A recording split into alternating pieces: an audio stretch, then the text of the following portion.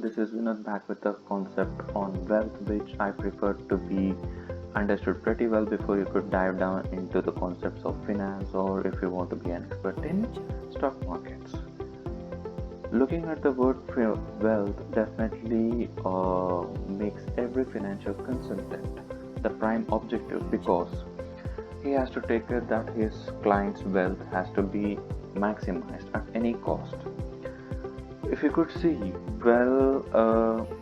long back in the early days of civilization, there existed the barter system, and which involved the basic exchange of goods, and people felt that a prominent way or a peculiar way or something more important has to come in picture for exchange of all this trade.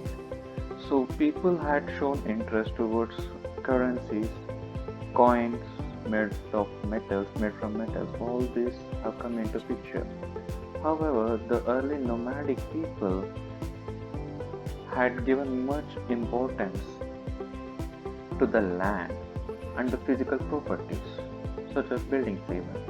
You could even see in the case of Ashwamedha Yajna, which was very prominent in Indian civilization, wherein the kings used to capture the territories.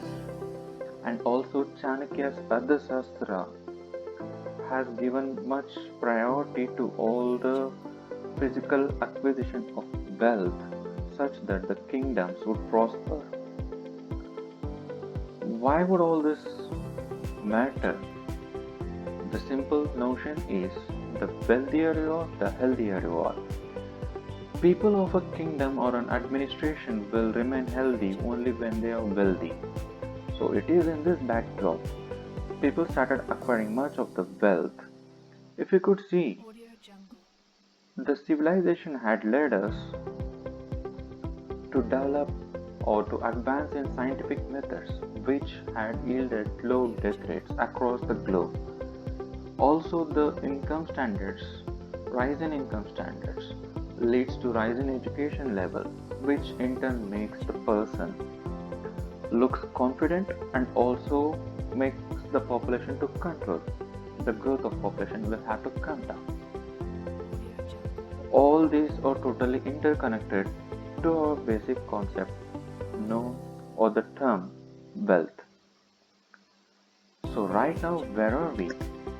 After you have seen in the history from 2nd BCE to 20th century, kingdoms were constantly increasing, as I mentioned in the Ashwamedha Yajna performed by ancient kings.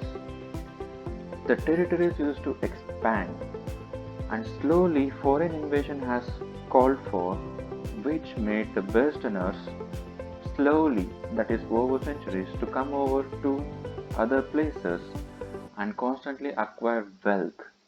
This acquisition of wealth indirectly made the advancement of science, which made the industrial revolution to happen in 20th century. So that marked a rapid shift in the thoughts of all the people and also redefined the word wealth.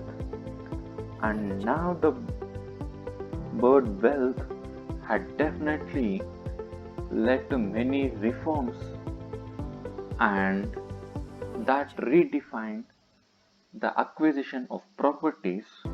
And if you could see, people are not showing much interest as they were showing for physical properties like land, buildings, or for it may be the bikes or scooters, because the word wealth is now being shown towards the acquisition of financial assets rather than the physical property. Because with growing population, the land resources is very small and people are very much interested to manage the financial assets, which in turn will make them acquire all the physical properties. So that being said, would we be the same in the coming days? And with Corona in picture, how could we change ourselves? So that should be kept in mind Also, with advancement in digitalization, where could we stand? So that is the basic question. Also, the digitalization has made the physical currencies turn into e-form, electronic forms. So, will we be seeing cryptocurrencies in the future, or will India make it a legalized form of trading?